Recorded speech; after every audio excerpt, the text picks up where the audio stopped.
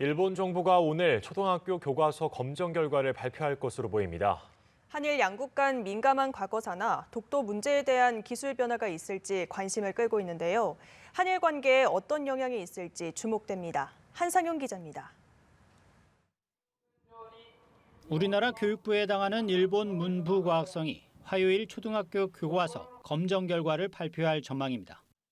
정부 고위 당국자는 관련 질문에 발표되는 내용을 봐야 말씀드릴 수 있고 일희일비할 사항은 아닐 것이라면서도 중대한 변화가 있다면 당연히 문제 제기를 해야 할 것이라고 밝혔습니다. 그러면서 지난 10여 년간 해온 입장이 나오는 것이라면 전례에 비춰 대응할 수밖에 없을 것이라고 부연했습니다. 일본 문부과학성은 매년 3월 교과서 검정 심의회를 열고 초, 중, 고 교과서에 대한 검정 결과를 주기적으로 발표해 왔습니다. 올해는 초등학교 교과서 검정 결과가 발표될 것으로 예상됩니다.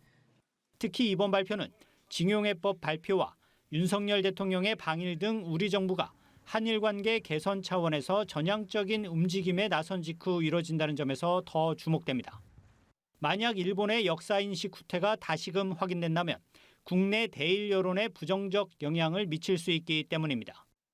일각에선 일본 초등학교 3에서 6학년 사회 교과서의 경우 강제징용과 독도 등의 기술이 기존보다 후퇴할 것이라는 관측도 이미 나오고 있습니다.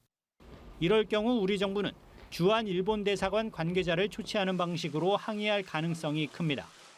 실제 일본 교과서는 2012년 2차 아베 신조 정권 출범 후 일제 강제 동원을 희석화하고 독도 영유권 주장을 강화하는 방향으로 개정돼 우리 정부의 항의를 받아왔습니다.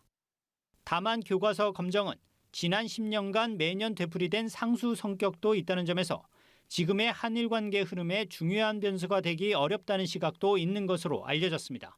연합뉴스TV 한상용입니다.